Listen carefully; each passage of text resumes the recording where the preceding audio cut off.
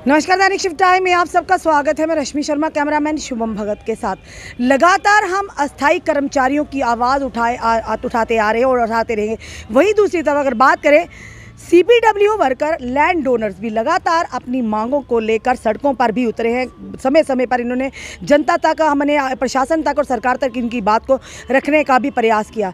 यानी 1000 रुपया वो भी कभी कभार मिलता है 6 महीने में एक बार। तो आपके जनाब जो MLA MPs हैं उनकी तो डबल तनख्वाहें हैं। मजाल है 1 महीना भी आपकी तनख्वाह बंद हो तो खुद सोचिए ये लोग जो खड़े हैं किस तरह से अपना परिवार चलाते होंगे, किस परेशानी के आलम में होंगे। आखिर सुनाएं तो सुनाएं किसको, कौन सुनेगा इनकी गुहार। चलिए बात करते हैं। आज फिर यहाँ पर आए हैं, आज भी हक की मांग को लेकर सीपीडब्ल्यू वर्कर यानी के contingent paid and cook employees union JKUT cook, यानी जो स्कूलों में खाना वाना बनाते हैं ये वो कुक है। लैंड डोनर जिन्होंने अपनी ज़मीनें तो दी है पर सरकार की तरफ से कोई मुआवजा नहीं मिला। मिनिमम वेजेस लागू करो, लागू करो, लागू करो, मिनिमम वेजेस लागू करो, लागू करो, लागू करो। We want justice, we want justice, we want justice, we want justice, we want justice. चलिए जानते हैं आपका नाम। मेरा नाम मैम बेबी है। बेबी, आप पहले भी तो आए थे जब हाँ मैम जी, अभी पिछले हफ्ते ही हमने किया था। तो हमने आपको बोला था कि हम हर बार आते हैं, अपना प्रदर्शन करते हैं और जाते हैं दफ्तरों में भी, तो वहाँ से भी हमें ऐसे ही निकाल देते हैं कि ये है वो है, तुम्हारी सुनवाई चल रही है, पर कुछ नहीं है। अब 10-11 तारीख का टाइम दिया था उन्होंने कि कुक्स की पे के बारे में कुछ सोचेंगे। अगर हमें पक्का नहीं कर सकते तो कम से कम हमारी पे ही बढ़ा दो। हर किसी महकमे की इन्होंने जो अभी पक्के की 9,000 कर दी है। हम इतने इस लायक भी नहीं है सर। आपकी कितने हैं? हमारी 1000 रुपये हर महीने, वो भी नहीं देते हैं। कभी 4 सिलेंडर कितने का है? सिलेंडर 1100 का है। मोदी ने फ्री दिया है ना, इसलिए 1100 का फ्री दिया आपको? हाँ, फ्री मुझे भी नहीं मिला, गरीबों को नहीं मिलती कोई चीज फ्री की। आपको फ्री सिलेंडर भी फ्री नहीं मिला, मैंने तो पैसों से लिया था। मतलब ये कैसी सरकारें हैं जहाँ पर आप काम ऐसी है कि अगर मैम जी मेरे पास BPL का राशन कार्ड है तो तब वो बंद हो जाता है कि ये नहीं चलेगा, दूसरा चलेगा। जब मेरे पास दूसरा राशन कार्ड आता है तो बोलते हैं उस लिस्ट में तेरा नाम नहीं है, अब मोदी वाला कार्ड ही लो, उसमें बोलते हैं कि तेरा नाम नहीं है। अब मैं तो मर भी जाऊँ, हॉस्पिटल वाले मुझे नहीं देखेंगे कि मेरे पास तो गोल्डन कार्ड ही नहीं है, वो मेरा बनता ही नहीं कि लिस्ट में नाम नहीं है। कुछ क्या करे, अगर उधर सिलेंडर फट जाता है स्कूल में, अगर मुझे कुछ हो जाता है तो मेरे ऊपर पैसे कौन लगाएगा? मेरी तो पक्की नौकरी नहीं है कि मुझे पैसे मिलेंगे, हर महीने सैलरी मिलेगी। यानी कैसी सरकार है जिसकी सरकार में 1000 रुपया आपको टोटल मिलता है काम करने का? हमारी कंगाल हो चुकी है सरकार। तो 50 सिलेंडर। हाँ, ये इतनी मतलब इनके पास पैसे नहीं रहे, साली बर्कल इकट्ठे करते हैं, बाकी पे नहीं देते हैं। अगर हम इतनी बार प्रदर्शन करते हैं, इनके आगे इतनी अपीलें की हैं दफ्तरों में जाके, थोड़ा तो इन्होंने सोचना चाहिए इंसानियत के नाते। चलो आपको हमने कुर्सी पे बिठाया अपने लिए, तो आपने हमारे गरीबों के लिए कुछ करना चाहिए। सर आपने हमें तो लाख रुपए तो मांगे नहीं है, 10,000 की बात है, 10-12 हज़ार की, इतने में हमारा गुजारा थोड़ा बहुत, हम तो गरीब जानते हैं गुजारा कैसे करते हैं, तो हम इतने में अपना गुजारा कर लेंगे। हमारी यही अपील है सबकी कि आप जहाँ भी हमारी सुन रहे हैं, प्लीज़ हमें ना मजबूर मत करो सर कि हम ना अपनी जान दे दें शहर आम जहाँ रोडों पे अपने बच्चों को साथ लेके। प्लीज़ अगर हमारी स्कूल में छोटे छोटे बच्चों की हम देखभाल करते हैं, हमारे बच्चे भी हैं, हमने भी उसकी देखभाल करनी है, उनको कुछ बना के खिलाना, उनका लिए कुछ करना है, तो आप हमारी प्लीज़ तनख्वाह बढ़ाइए, मेरी यही अपील है। हम स्कूलों में छोटे छोटे बच्चों को खाना बना कर देते हैं पर हमारे बच्चों को निवाला कौन खिलाएगा, ये बड़ा सवाल है। जी सर, आपका नाम? मनजीत सिंह। हमारे मसले 3-4 हैं। सबसे पहले मैं आपके मीडिया के मद्दे से वो बात रखना चाहता हूँ। पहली बात यह है कि हमारे स्कूलों में CPW लगे हैं, कुक लगे हैं और लैंड डोनर जिन्होंने अपनी ज़मीनें वगैरह दी हैं, तो आज तक वो 20 साल से 15 साल से सफ़र हो रहे हैं। देखो, क्या जो जिन्होंने ज़मीन दी है क्या उनका हक नहीं है कि उनको कॉम्पनसेशन मिलना चाहिए? तो जहाँ फिर उनको क्या जॉब मिलनी चाहिए? आज तक वो लोग सफ़र कर रहे हैं। अगर उनके पास वो वाली ज़मीनें अपने पास होती तो कितनी वो वहाँ से कुछ ना कुछ खेती बाड़ी करते, कुछ ना कुछ अर्निंग कर लेते। दूसरी बात, मैं CPW की बात करता हूँ। हमारे जम्मू में खास करके जम्मू प्रोविंस में तो डिस्क्रिमिनेशन तो है ही है। अब CPW की फाइलें होती हैं श्रीनगर में, चलो रेगुलराइज हो रहे हैं लोग, उनके पास अथॉरिटी आर्डर डिस्पैच नंबर है, लेकिन जम्मू में कुछ भी नहीं है। जम्मू में कोई लोग रेगुलराइज नहीं हो रहा है, कोई कुछ नहीं, ना जहाँ के ऑफिसर उनकी सपोर्ट करते हैं, ना कोई अपना डॉक्टर साहब सपोर्ट करते हैं।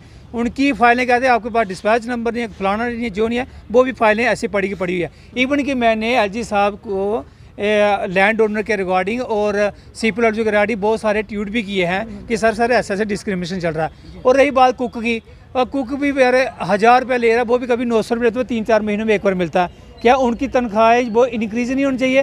क्या उनको जो मिनिमम वेजेस एक्ट जब वो इम्प्लीमेंट नहीं होनी चाहिए? तो हमारे साथ लोगों के साथ भेदभाव है ही है। तो मैं LG साहब से यही रिक्वेस्ट करता हूँ, अपील करता हूँ कि कम से कम जो छोटे दर्जे के लोग हैं उनको भी देखना चाहिए कि उनके भी मेरे छोटे छोटे बच्चे कैसे गुजारा चलाएंगे। वो घर में अपने घर में के छोटे बच्चे हैं, उनकी शिक्षा पढ़ाई ये वो बड़े सारे खर्चे होते हैं। और उन्होंने भी ये शादी की है, उनको पता होता है कि खर्चे कैसे होते हैं, कितने होते हैं और कैसे कैसे वो किए जाते हैं। तो बार बार यही मैं उनसे रिक्वेस्ट करता हूँ कि पहली बार मिनिमम वेजेस एक्ट जो लागू होना चाहिए और लैंड ओनर का फ़ौरन इनको जो चाहे इनको कॉम्पनसेशन मिलना चाहिए, तो जहाँ फिर इनको एक जॉब मिलनी चाहिए। तीसरा कुक की जो सैलरी वो इंक्रीज होनी चाहिए। जी इनसे जानते हैं, आंटी जी खड़े हैं। क्या नाम है ਤੁਹਾਡਾ आंटी जी? मेरा नाम सरोज है, मैं सांबा डिस्ट्रिक्ट से कितनी हूँ। एज होगी ਤੁਹਾਡੀ? मेरी कोई 47 साल है।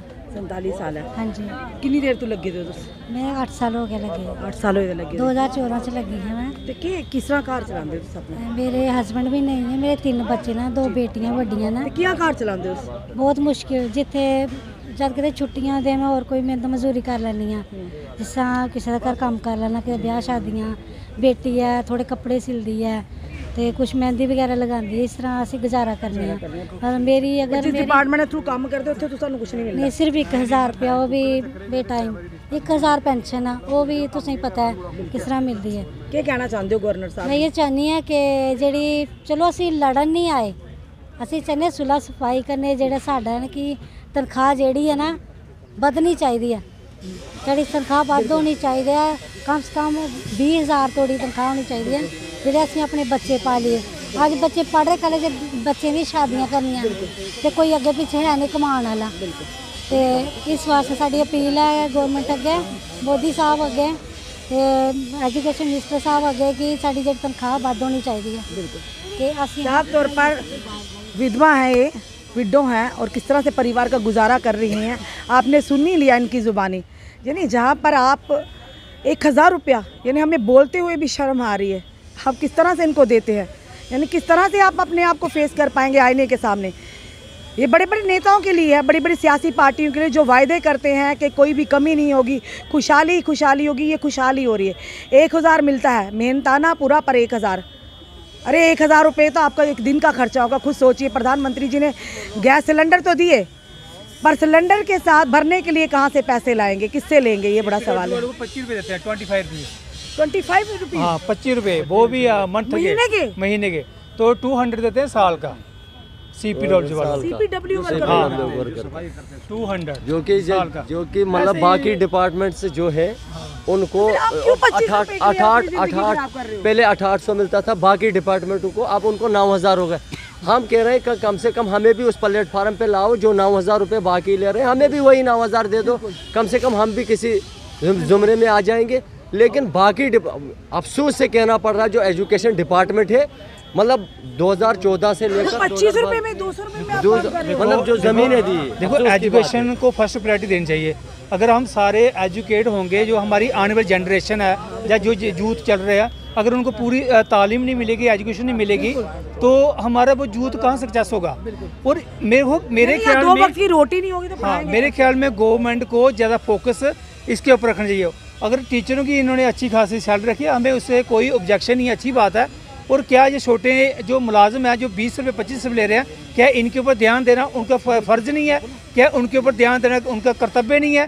20-25 रुपये में या अपना घर का खर्चा नहीं चला पाएंगे तो स्कूल को अच्छा ढांचा कैसे बना पाएंगे? जो बिल्कुल धन्यवाद। ये हमने आपको बताया CPW वर्कर लैंड डोनर्स, यानी कि हैरानगी की बात है 21वीं सदी में आप 25 रुपया महीना और 200 रुपया महीना। अरे हम खुद हैरान हैं, ये बेचारे क्या कहाँ जाएंगे? 25 रुपया महीना और 200 रुपया महीना। अरे आज एक स्कूटर अगर चलाना हो, यहाँ तक 1 किलोमीटर तक जाना, तब भी आपको 300 रुपये का पेट्रोल चाहिए। और सिलेंडर तो आपने दे दिए, पर पैसे भरवाने के लिए पैसे कहाँ से लेंगे? 1025 रुपया और 200 रुपया। शर्म आती है जनाब। हम तो ज़रूर कहेंगे कि जी किस तरह से आपके मुंह से निवाला नीचे जाता होगा जब इन लोगों के घरों में निवाला खुद ये भूखे रहते होंगे कि किसी ना किसी तरीके से हमारे बच्चों का पेट भरे, पर वो भी करने लायक नहीं है। यानी 25 रुपये और 200 रुपये। लेफ्टिनेंट गवर्नर साहब से निवेदन है, सर आप कहते हैं कि हमारे राज्य में ट्रांसपेरेंसी होगी, आज भी डिस्क्रिमिनेशन हो रहा है। प्रधानमंत्री जी कहते हैं मेरे देश का कोई भी देशवासी भूखा नहीं सोएगा। तो देखिए 25 रुपये में क्या आप एक वक्त की रोटी खा, एक वक्त की? हाँ जी महाराज जी भी कोई नहीं खाएगा, सारी कोई पैरी नहीं बनना नहीं कुछ ने सानू थोड़ी जी जगह दी उत्थे एक कमरा पाएगा ते स्कूल लगी दी ते ओह कह देंदे ने कख भी नहीं देंदे, कुदै 900 आई जंदा, कुदै 1000 आई जंदा ते ओह भी कदा कुदै ओह भी नहीं थोंदा ते बच्चे भुक्खे नहीं मरने ते होर केह् होना। विडम्बना की बात। हम यही कहेंगे किस तरह की सरकारें हैं आज के दौर में। 2500 रुपया, 200 रुपया और 1000 रुपया महीना। सोचना पड़ेगा जनाब, मत लीजिए गरीबों की हाय। अपने सुझाव, अपने कमेंट ज़रूर दीजिए। इस वीडियो को जितना हो सके शेयर कीजिए। जुड़े रहिए हमारे साथ अगले अपडेट के लिए। जय हिंद, जय भारत।